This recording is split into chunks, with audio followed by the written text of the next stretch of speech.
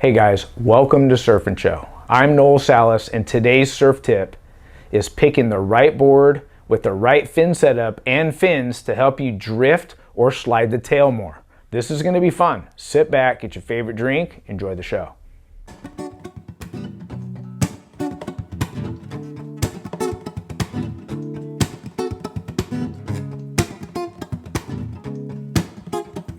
Maybelline, please don't be like Maybelline. Trap but always feeling free. Shapes of life from magazines. I'm talking Maybelline. Sees your eyes but sees your thing. Can never be the one she's meant to be. Everyone's life's a game. I'm singing Maybelline. Think that she's the 17. The clutch to tell you what you need. Got the tattoo HIV.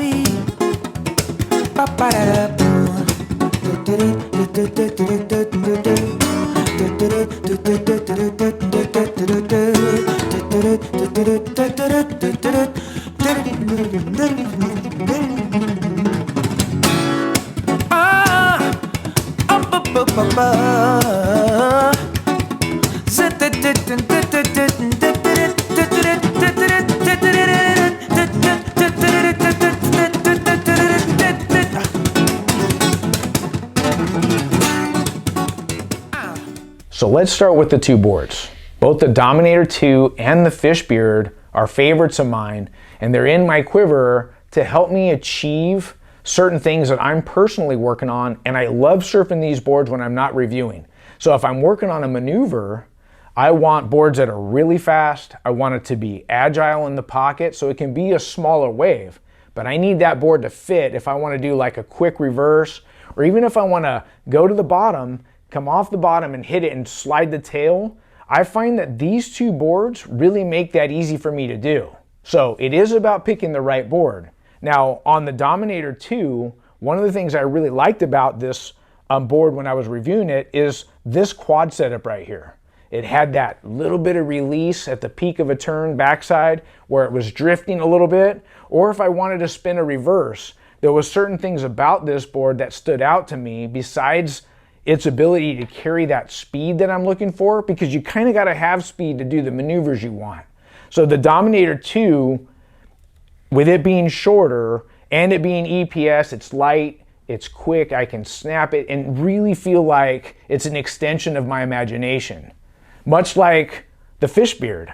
One of the things I really like about the Fishbeard, besides it being super fast, is its high performance outline, right? Having that neckbeard 2 look from here up, or from maybe 2/3 up, this nose is free to roam and not catch. So when I come off the bottom and I want to spin a reverse, or I want to have the tail release and drift a little bit, I don't have to worry about this catching as much as maybe another twin fin would. Now I want to talk about fin setups. Both the twin fin and the quad setup share similar characteristics for me.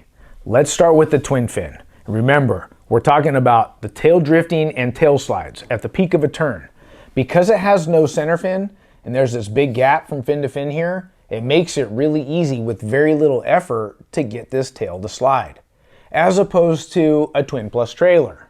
If this had a center box and these are two different trailers, this bigger trailer fin would give us more stability, something more to pivot off of, but it would also take a little bit more effort to get the tail to slide because there's more fin area and there's more fin depth. So picture the fin being in the back here, and because it's going deeper into the water, it's going to make the board a little bit tighter and more stable, as opposed to this little fin right here. Look at the size of the fins, completely different. So the smaller your stabilizer, the easier it will be for you to get the tail to slide or drift at the peak of a turn. Let's talk about a quad. You can see similar gap between the quad rears. That's the drift I'm always talking about. I like it. At the peak of a turn, it kind of lets go, then it catches, I come off the bottom and I can do another one. That feeling, it's got more flow and I feel like it's carrying more speed because it doesn't have a center fin. Now, if this was a thruster setup with the center fin, at the same turn, at the peak with a thruster, I feel like I have to shift my weight forward a little bit more to get that fin to drift compared to a quad. Because the quad has that gap, I feel like the tail lets go and it makes it easier for me to be creative, slide the tail, or even just to drift it a bit. Now I want to talk about fin template.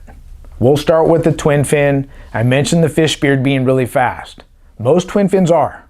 However, they can be a bit hard to control because they're so fast, so picking the right twin fin template is vital. And we're talking about a specific maneuver. Now, remember who I am as a surfer. I like to surf top to bottom. I was raised on thrusters, so having pivot and having something solid to push off of is really important for me. Now, most other twin fins that I've ridden, this is template wise, at times it's hard to stop them from sliding because I feel like they don't have enough surface area. So let's talk about the high performance keel.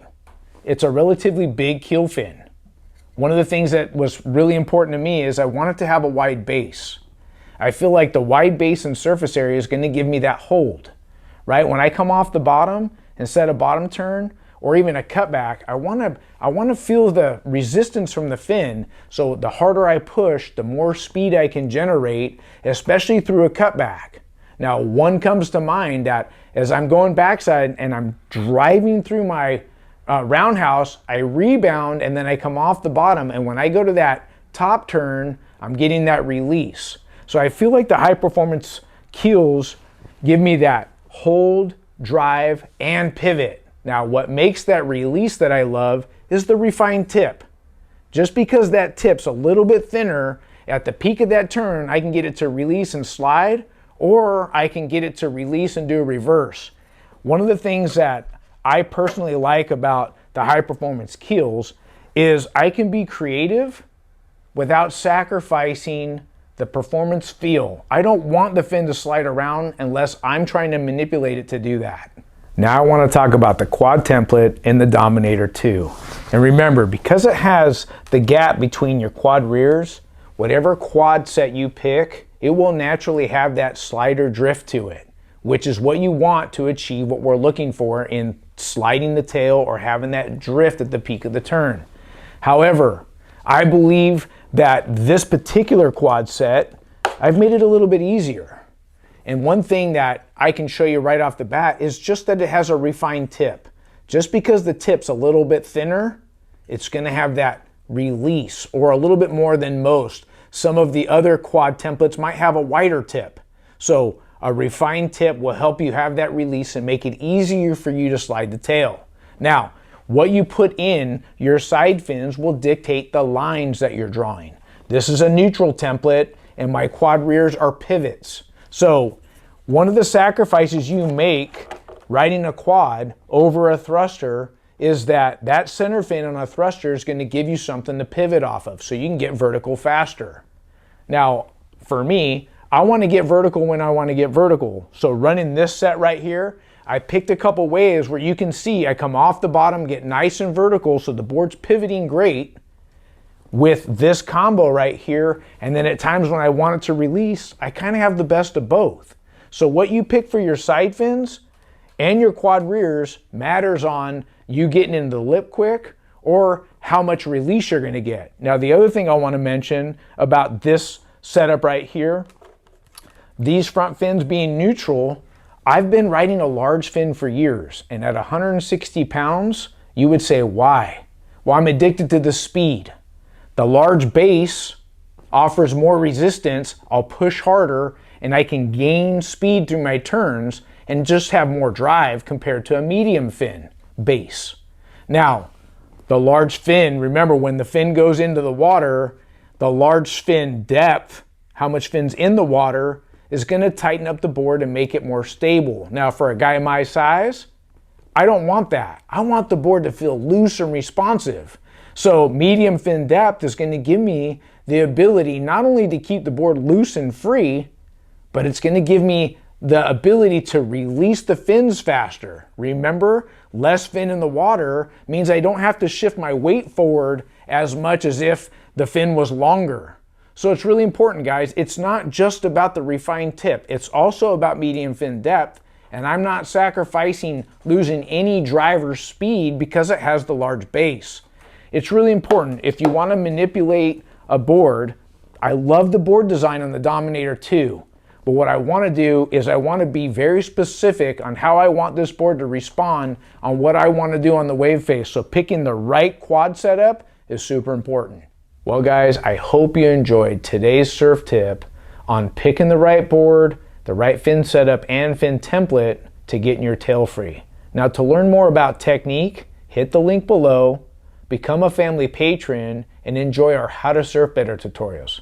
Now if you like the show, subscribe, ring the bell so you don't miss an episode, and give us a thumbs up if you like our content. Until next time, we'll see you in the water. Bye-bye.